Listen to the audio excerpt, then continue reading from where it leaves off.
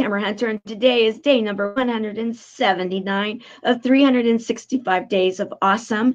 Celebrate success through service. And I am humbled and honored to have today's guest. Her name is Mistie Layne.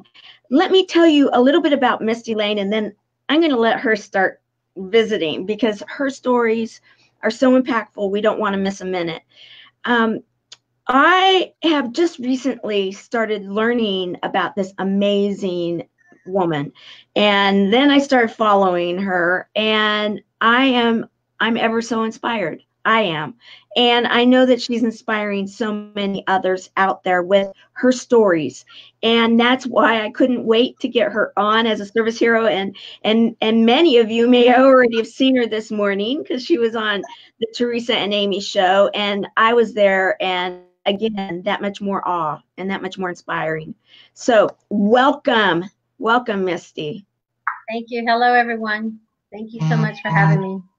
You know, we already have people because they were like waiting for us to go live, and let me just acknowledge, first of all, I want to introduce, I always introduce to every service hero, Sharon. Sharon is my senior ambassador for my nonprofit, Chemo Buddies for Life, and she is over our coalition of volunteers and ambassadors, and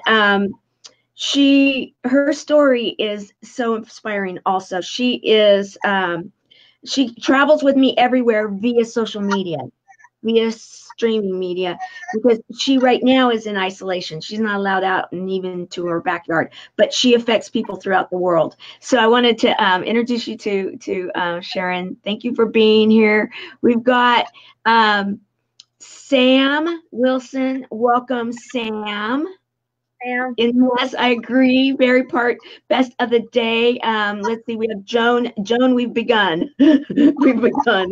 Hope you're still here. And we had a few technical difficulties, but I think we've got them pretty much ironed out. And then I love it when everybody starts sharing. So Mistie, welcome. Let's talk. Your story just keeps getting more and more motivating and inspiring the more and more I get to meet you and follow you. And I just want to say thank you for what you're doing and getting out there. You're welcome. It's been a challenge. It's been a little bit scary, but I'm all in now. I'm all in. We're going.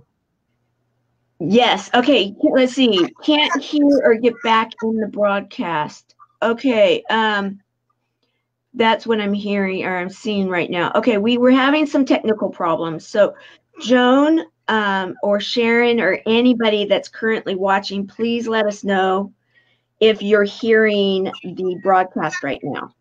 Give us any kind of feedback you could. I would appreciate it. All right, but we're going to go forward. Yes, okay. Yes, okay. Let's see. Awesome interview this morning. Okay, the answer hasn't come back yet. All right, so we're just going to go forward like they can. Why don't you? Yes, okay, they can hear us. Okay, good.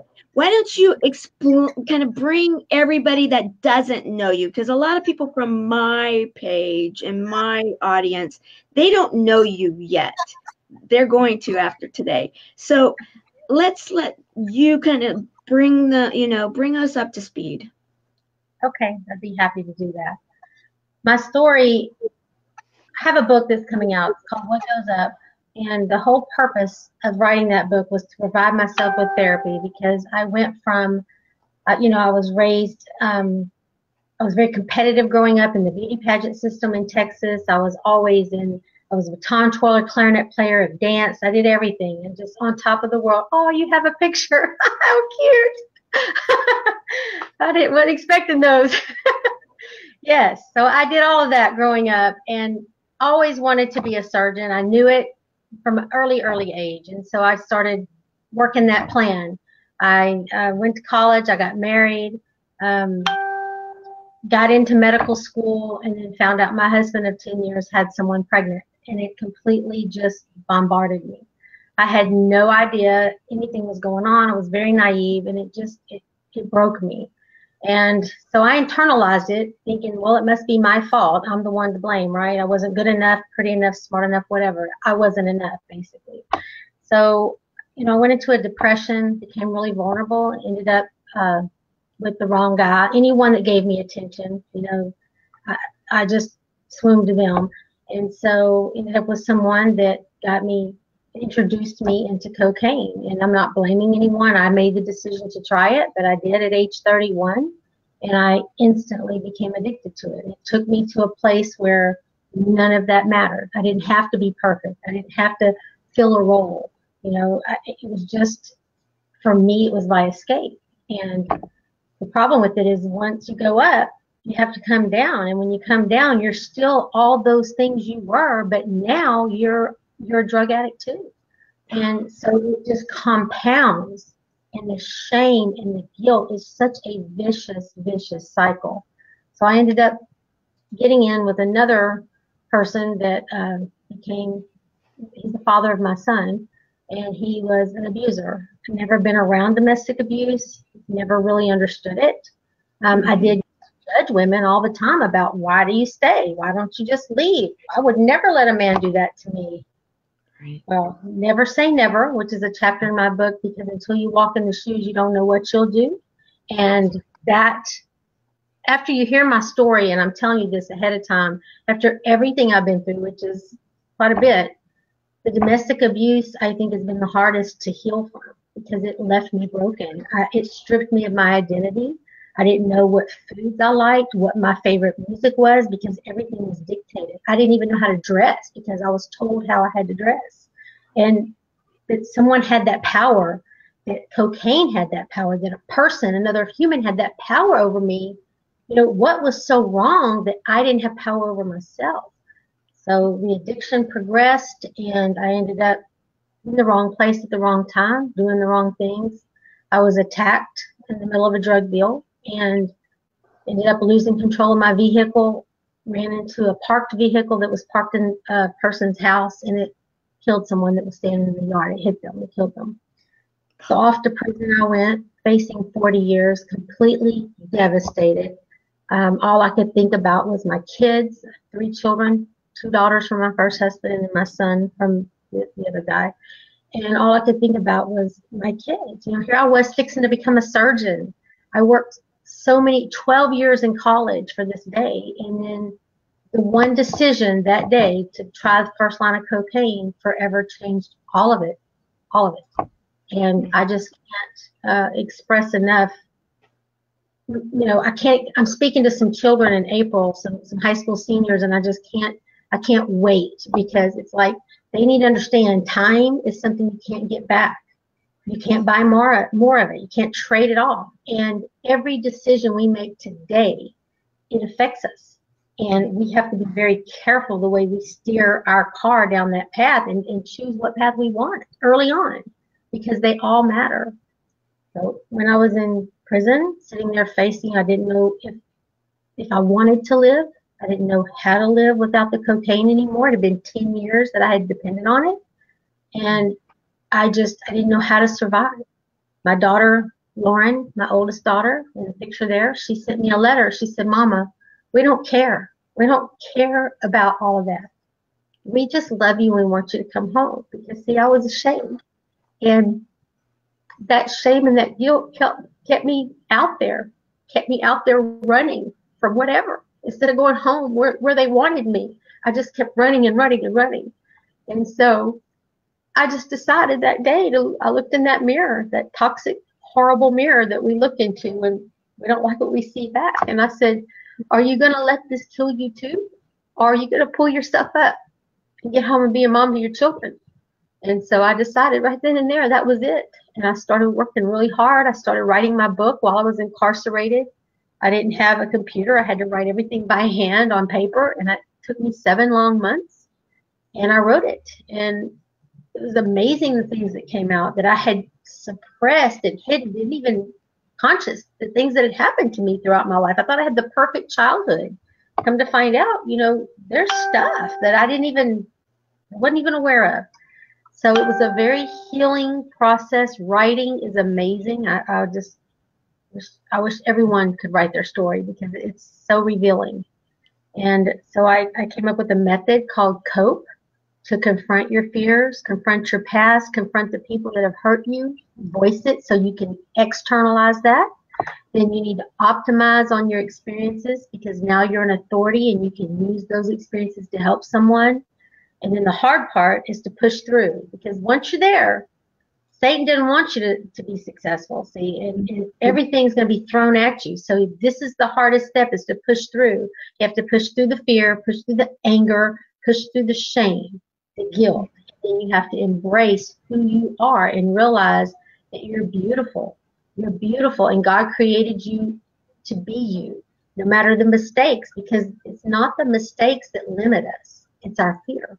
So once you embrace all that, you can find yourself, learn to love yourself, and then be your amazing self and just pull yourself up and go out and love the world and let the world know you so they can love you too.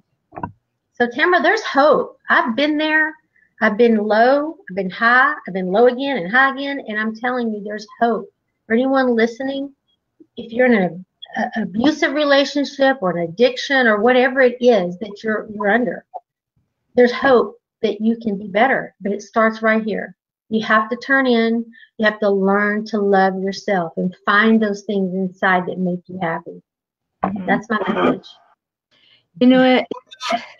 Wow. I don't know that anybody that just listened to that did not get teary, feel, whatever it is, that when you hear a message that is so raw and so true, you know, like with me, I get my knees, they go off, you know, I get these like, we all have our thing, right? And all of me was going off on that because the bottom line here, you shared so many pearls of wisdom in sharing your story just right this moment. I love that. COPE equals hope. You know, it absolutely does. Without hope, where are you? You're going. Where are you going? And I love this too. You know, people are commenting as you're speaking, and yes, Tammy, you know, there is hope. And to cope, you know, I love it. COPE equals hope. COPE equals hope. Who said that? I did. That's great. You know, I love it. Absolutely. Because, you know, as I'm listening to people and as I, you know, with service heroes, because you, to me, my dear Misty, you are everything that I believe a service hero represents, because oftentimes, you know, the whole idea that we all have a service hero inside of us. Yes. And you know, what is a hero in so many of our eyes these days? We see it many times like the Marvel heroes. You know, they're flying through the air and they have capes and they, you know, they're greater than and have all these superpowers. But in truth, we as humans, we have the greatest superpower of all. And that is, we have our hearts and our minds and our souls. And all we have to do is dig inside, right? And when you were saying that you look at that toxic mirror, yeah, I think that a lot of people, I don't care how wonderful of a life you've lived so far, we've all been there at that mirror. There's no way you can live a life and not have those moments, whatever they may be. There are own, you know, there are our own moments. Now, so you started writing your book in prison. How long were you actually incarcerated? How were you? You were sentenced, and how did that all work? Well, when I first went in, I was charged with vehicular homicide, which carried a 40-year charge, and that I was horrified. In writing the book and waiting throughout, it takes months and months and months. I was in a small little country town. They didn't get me any help. I didn't have a psychiatrist. I had no one. As a matter of fact, the people that assaulted me, the two girls that assaulted me, were in general population with me. It was just the most ridiculous situation, but God is good and he works every situation. So I ended up, my prosecutor, my district attorney, the one that's supposed to be prosecuting me, actually got wind of my book. And he asked to see some of it, and he flipped through it. He got to know me, and he said, "You don't belong here." And I said, "What do you mean? I've killed someone. I absolutely belong here." He said, "But this isn't your life. This isn't what's meant for you." And I said, "I've tried everything. I've done everything I know to do, and I can't stop it." And so he said, "We're going to get you some help." And he is the one that spoke with the family and the judge and reduced my sentence to negligent homicide, which happens to be nonviolent, which was able to save my nuclear medicine license. So I'm able to still have my career, and that's a miracle. Throughout all 10 years of all the things, I've got multiple felonies. I mean, throughout the things I've done in my lifetime that I'm ashamed of, the legal things, I never once got a drug charge, and how that happened, I don't know. I don't know. It's just, I believe this is my destiny, and I believe that was all God setting my life up so that today could happen and I could still thrive and give back, be able to give back. So I'm forever I'm so grateful to everything I've lived through. I embrace who I am now. I'm no longer ashamed, because you know what? It's awesome to have that knowledge. I walked around judging people before I knew that life. And now that I know it, I'm so humble and I understand. And that's the only way I feel we can help someone, is to identify. Yes, yes, and yes. I mean, your story, I am sure there's so many people that are even watching this show right now, and that are saying, boy, you know what, you're saying something that I'm experiencing right now, because we have so many, if you will, crises going on out there. And where did they start? How did it happen? All of that, that's another discussion. Yeah. Even in each other's lives, that's how did you get there? That's the past. But today is the day that maybe someone's watching you and saying, I understand. I'm in one of those relationships. I understand. I can't stop either. I understand. I'm scared to go around the corner because I have so many, if you will, demons that are following me, and I don't know what to do about it. Right. What do you tell people that possibly because they are hearing your story, you are getting out there? Thank you for doing that.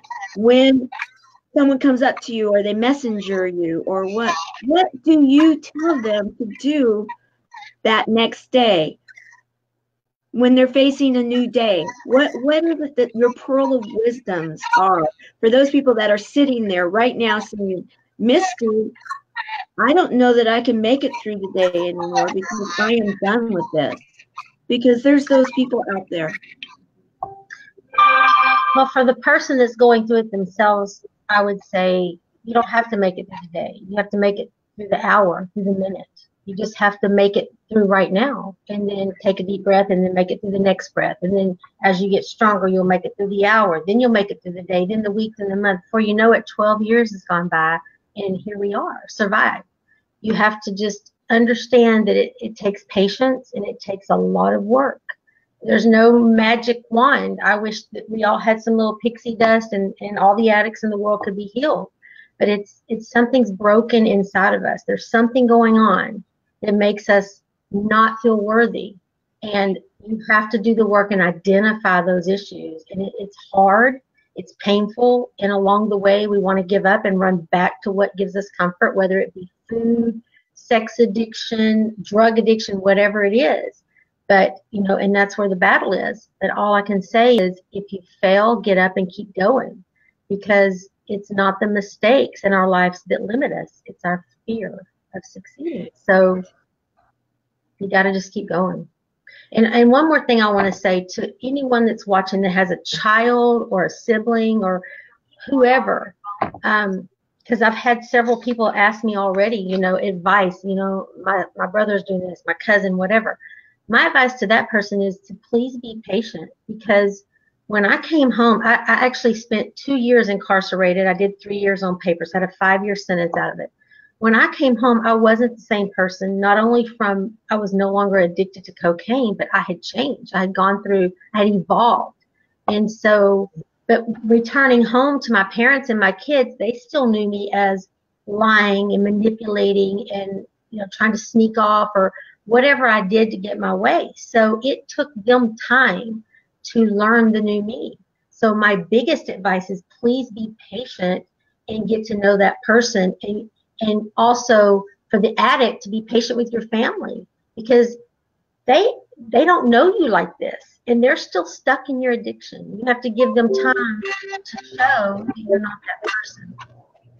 That's crucial. It's crucial, because when I came home, there was a lot of anger because my mom had my child. She had put her life on hold and she was grateful to do it. There's resentment deep down. And, my kids resentful. I missed high school graduations, both my daughters, and proms and first dates. And, there's resentments there. So it's crucial to understand that you need patience on both sides. That is probably all of your words, pearls of wisdom right now. Truly, gems, true absolute gems, because the bottom line here is that many of us have experienced things, and I always tell people when I was going through all the side effects of going through some of the chemotherapy that I had, I couldn't face 2 moments together, 2 minutes together. I had to think of the second. I had to think of just getting through that very breath. I couldn't think about 2 breaths down the road because it was too far from me and it was too overwhelming. And yet when you boil it down and you give your permission to yourself to say, okay, right now I don't have to think about that second moment. I can just think about the first one, and it's okay, because giving yourself permission, in my case at least, that was one of my harder things, because I was always, I watched your show this morning with Amy and Teresa and yourself, and I qualify in that perfectionism area. I think a lot of us that have been through stuff, we have some of these perfectionism kind of personalities, and that can work against us sometimes when we're going through the stuff, right? Right. That's right. And so your words of wisdom also for the family members, because I think that again goes across lines for so many types of issues. Have patience. And can I also maybe suggest unconditional love too, because many times it's that, and you were talking about it, that judgment and everything, and it's unconditional love again for ourselves as well as those people having it for us. It's a circle of unconditional love, because sometimes, I don't know about in your situation, maybe you can address it, but when you were sharing about the manipulative and all of the things that behavior that started, which I'm picturing in my mind, then the judgment, and it might not be a judgment like, oh, I'm going to be judge and jury. It's judgment. I'm trying to protect this person, so I'm judging to possibly help this person to maybe not go there, but they can't do anything about it. You have to start with that, right? You have to say, I'm having unconditional love for myself and I want to do something about this. Well, I think it's also the way it started for me was being honest with myself, being truthful with myself, because my mother, and I love my mother, she's my #1 supporter, she's amazing, but my mother, she's old school. It's different times today. You didn't put your business out on the street like we do today. So for her, she wouldn't visit me in jail because she couldn't stand to see me that way.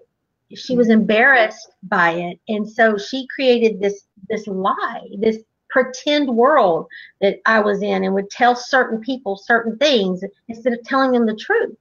And she needed people to know the truth because she needed their support. But she was afraid of it.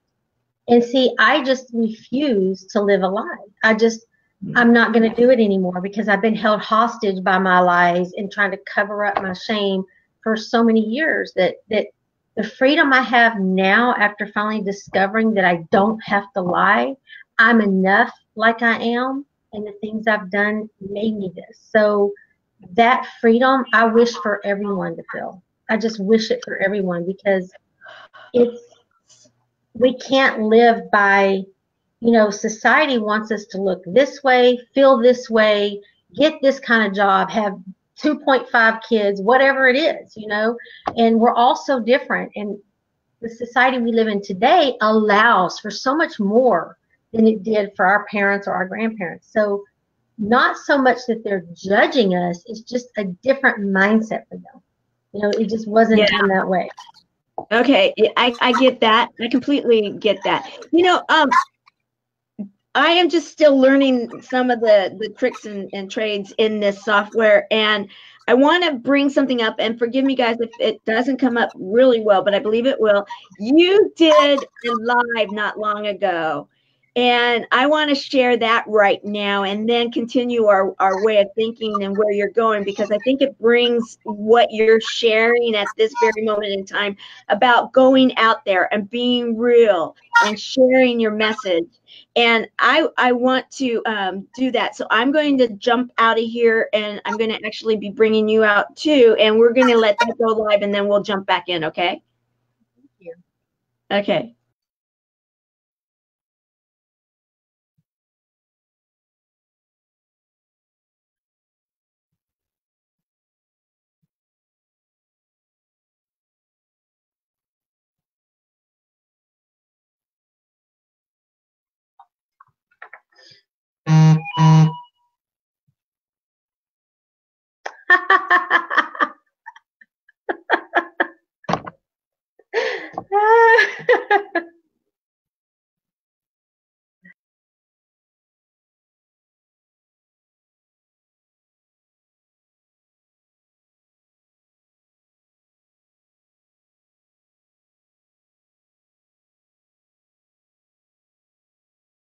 I just want to encourage you to let go of your fears.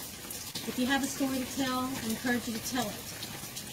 Because once you've lived through the storms, you're a survivor. And then you're free.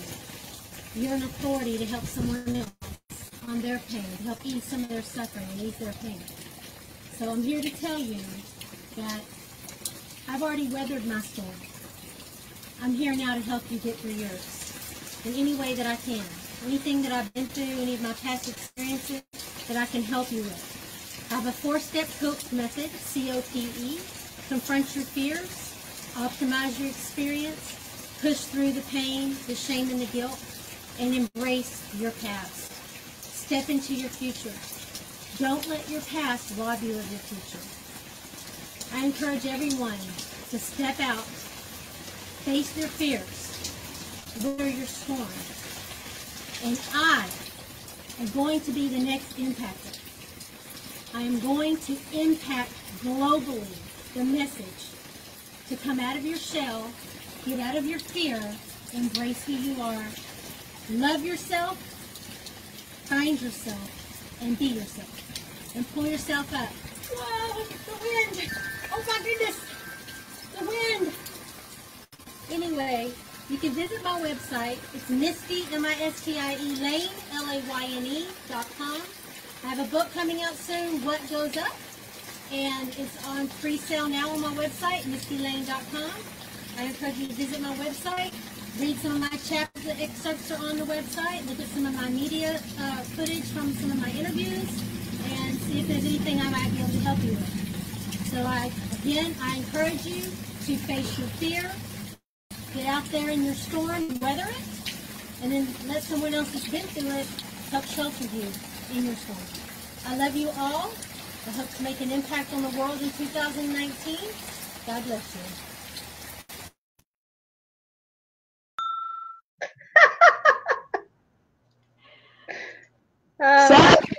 switch spots. Okay, so here we go. All right. Wasn't that fun? Yeah.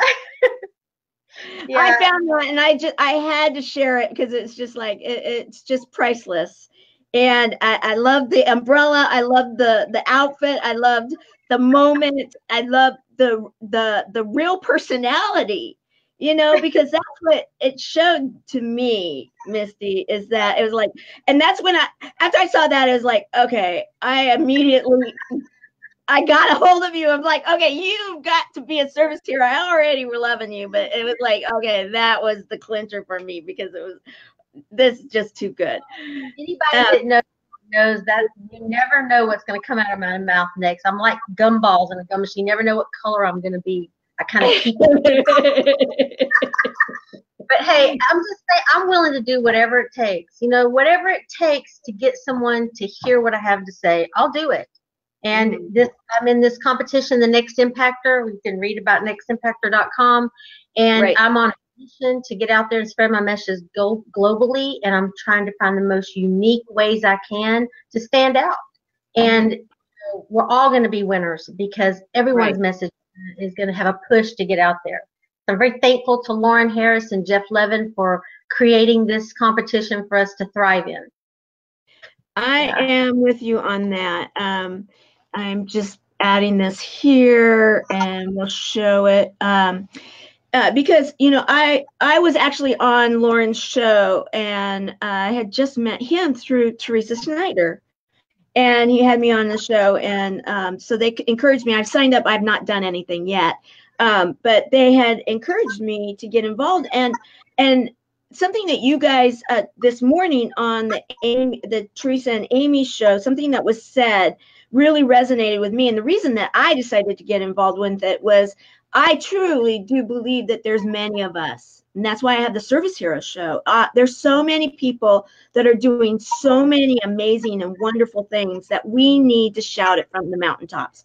We need to be out there and sharing the good news and sharing the fact that it's not only a bad news story that's going to get the attention any longer. That those days are going to be gone. And so any of these type of programs, the Next Impactor, Service Heroes, the Teresa and Amy show, your book, all these things, I am all about getting it all out there. And when I saw that it was, yes, there's going to be a winner, but to get to that, there's going to be teams of people that are going to be working together to make positive change. That's why I joined, because I thought, I am all about teaming with those people in this world that are going to make our world a better place. And yes, you are definitely one of them. And I love your uniqueness. And that's why I had to share that video. I love the program, and everything that's about this. So, your next steps. I know that you were mentioning that you're coming out to California here soon. You're going to come out for the City Summit. And of course, I'm thrilled about that. I'll be there because I'm a nonprofit. And what's the City Summit? They are all about highlighting nonprofits. And I am going to get to go up there and actually share mine for a few moments. And I'm so grateful for that. So you're going to be out here. I can't wait to meet you face to face and give you a big, huge hug. So where else are you going to be? What else are you doing? I have to pick this up though. And as you're sharing, I'm going to think I got it. Yes. Okay, here we go. So here you go. I understand that success is waiting for you. And yes, I agree. I believe that you're already successful because you are currently getting your message out there. But what is 2019 besides you're going to be involved you already are involved in the next Impactor. And what else are you doing?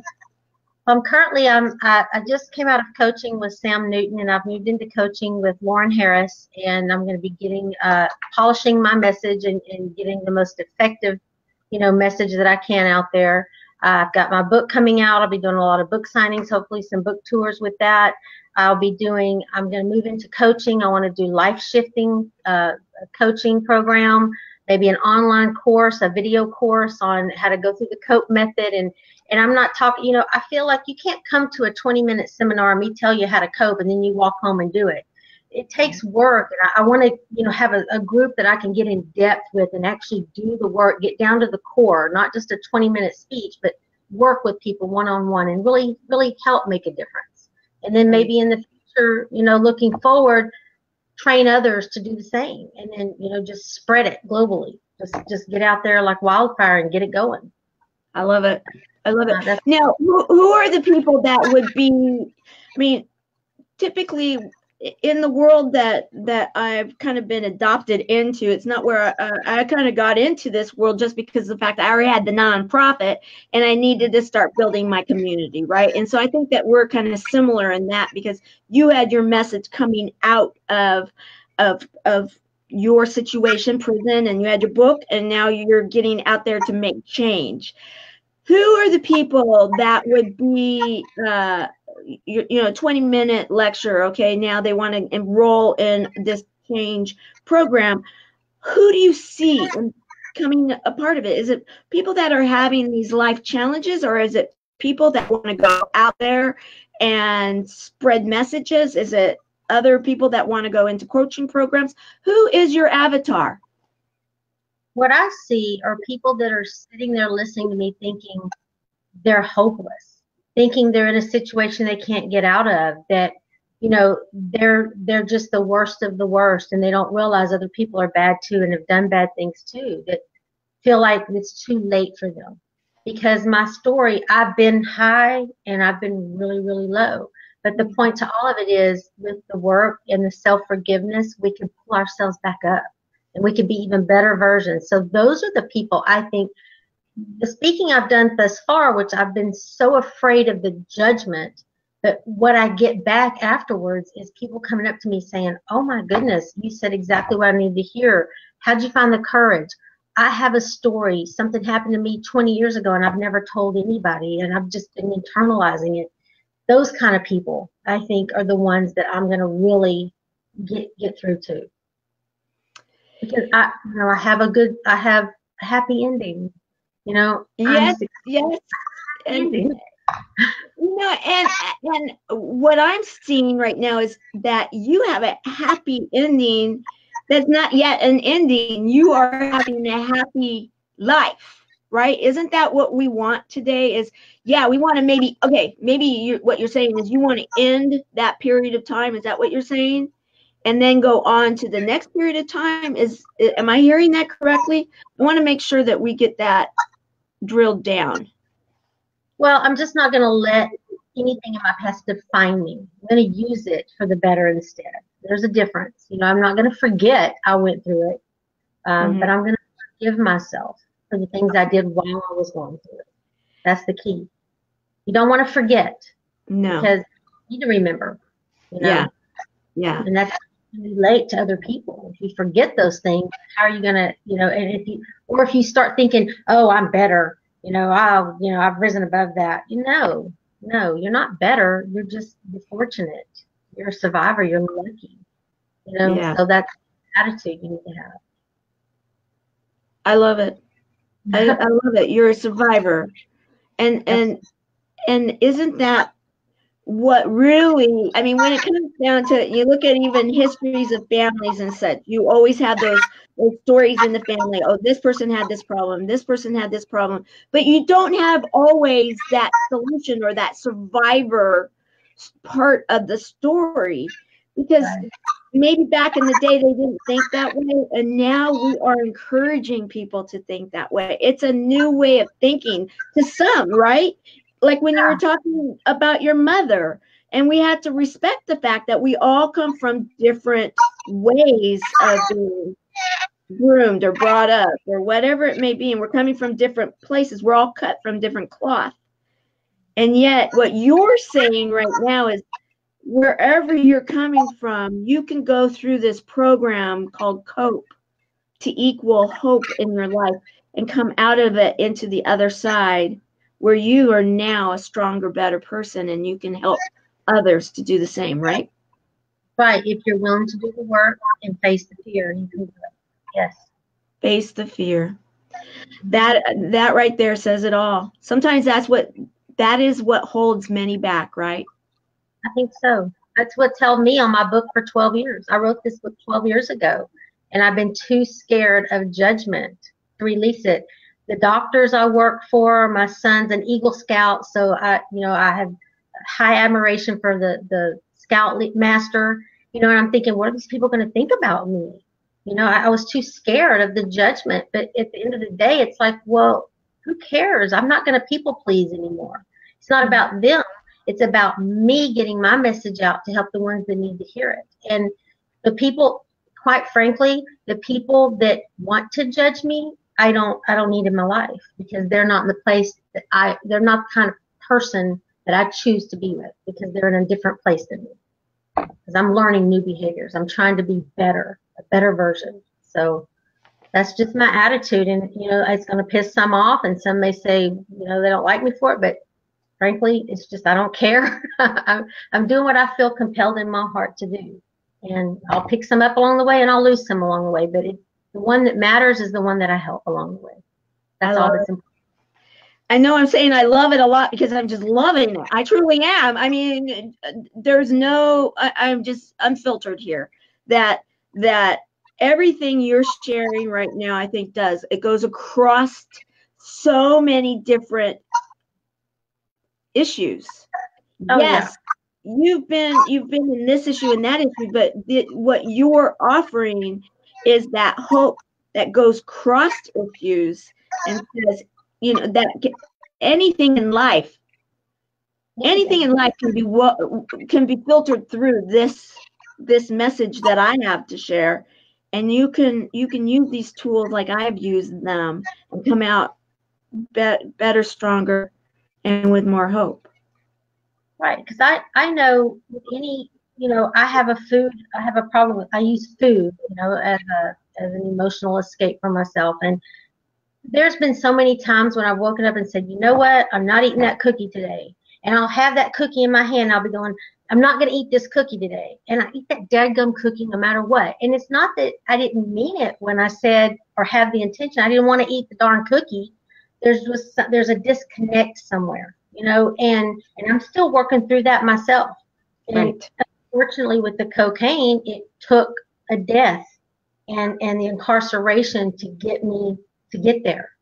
But, I think realizing that we're going to make mistakes along the way and not beating ourselves up, because when I would come home from a 3 or 4 day missing in action mission, anger, all of my kids would be mad, my parents would be mad or hurt or crying, but they could never beat me up as hard as I could beat myself up, because I was just whipping my own behind because I didn't want to be that person, and so it's understanding that you have to accept the mistakes along the way and the failures along the way, and just get up and try again, because the difference between success and failure is the person that succeeded tried again. Right. And, if you keep trying, you're going to stay a failure. So that's the whole thing right there. Okay, to be responsible, since this is a show, it's streaming media, and there may be someone that's saying, okay, I'm getting this, but right now I'm in a 911. I'm in a 911, and this is beyond me. So since you have lived in this world and you understand that 911, and you understand, they're saying, yeah, mine is not that cookie issue. Mine is that issue that you had before. And yeah, you got clean because you were behind bars. I don't want to go behind bars, but I'm afraid that right now that cookie is something that's going to put me there. What would you say to that person that's in that 911 situation right this minute? First thing I would say is make sure you're safe. Find a person that knows you, that can help you stay safe. Second thing would be to get detoxified, whether you need to go inpatient or get off the drug. But the third thing I think is the key crucial thing that keeps people from succeeding is get into therapy. Find something. If it's not a therapist, a best friend, find something, a program, a course, whatever it is. You have to start identifying what's inside that's causing you to not feel worthy. And that's the key right there. A lot of us sober up. A lot of us clean up well and do good 2 or 3 months, but we never, ever dig deep enough to identify why we're doing it to begin with. So we end up back and back and back. And we don't want to keep doing it. The intentions are good, but it's not fixed. So you have to address that. And that's the key component. That's what I believe the key component is. That's the pushing through part of the C.O.P.E. You have to push. You have to just stay on course and push through. Because when you get to the other side, it's beautiful. You can have a life again. You know, I pawned my mother's wedding ring one night because I was so desperate for drugs. I got in her house, letting her think I wanted shelter. And I mean, this is hard to admit, but it's the truth. I got in her house one night. She opened the door, let me in, thought I was coming home to get shelter. I waited till she went back to sleep, took her wedding rings off the counter, ran out the door. And I mean, you know, you have to be real with yourself and you have to say, what the heck? And I'm going to stop doing this stuff. But you got to get the help to stop. You have to. You know, I don't even know what else to say about it. I'm just so adamant about that step. It's so important. And I'm glad you shared what you did. You know, first of all, make sure you're safe. Make sure you're safe. Number one, 911, make sure you're safe. Number two, get the detoxing situation going through. And number three, get help. Get some kind of, therapy, share with a friend. Also, you had said you had a journal or notebook, start writing. You can always burn it. You can always do other things later with it, but just start getting it out, right? And getting that help. When I was incarcerated, my daughter Lauren wrote me the letter. This is all in my book, but she said, Mom, we don't care about the things you've done. We just want you to come home. We love you, and we just want you to come home. She said, you need to, and she was 18 years old, okay? She said, Mom, you need to forgive yourself. She said, I want you just to start writing everything down that you're ashamed of and just flush it down the toilet in the jail cell.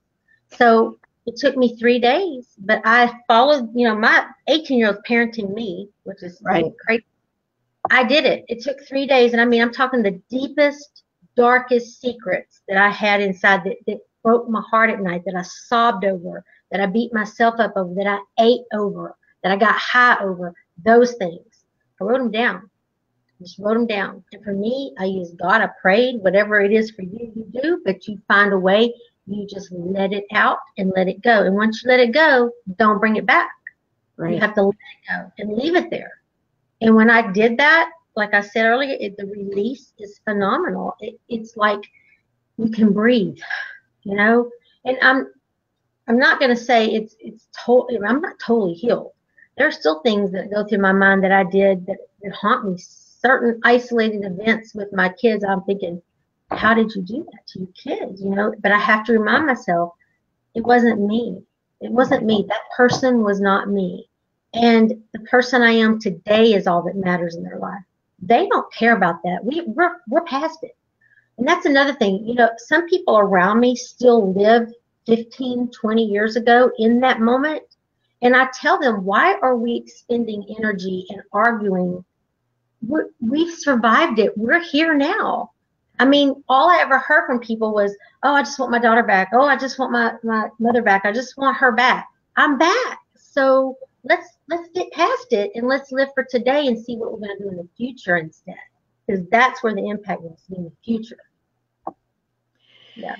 Well, you have shared so much in this past hour, and I know that so many are watching you right now and hearing your story, and they're like I am, that they're grateful that you have made it through, grateful that you're sharing this, grateful that you are devoted to get more, get out there more this year and to affect more people with change.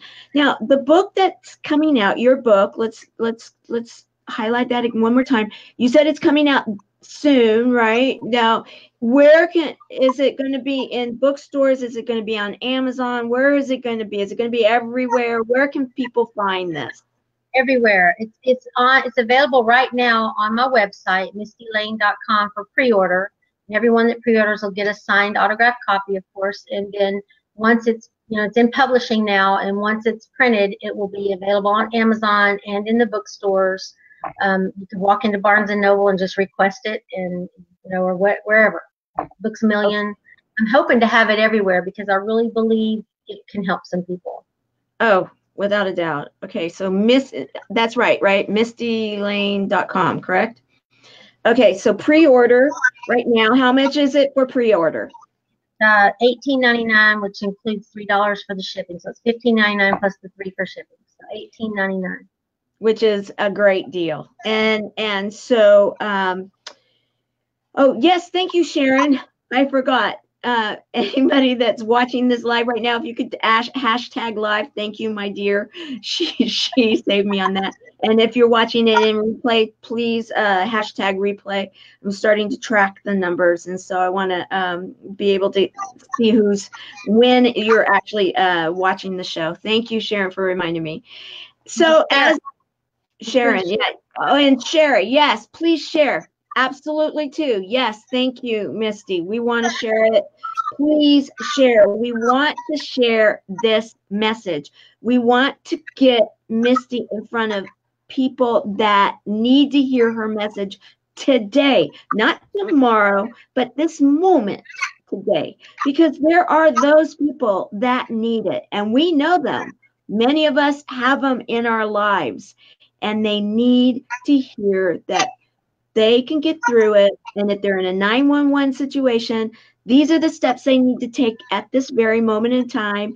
If you are a loved one of them going through the 911, please watch this again. Be reminded of what she's sharing with you and how you can get through this to help you, and then you can help your loved one, and then be able to then move through the steps of COPE to then equal hope and have a future. I am beyond thrilled that you joined me today.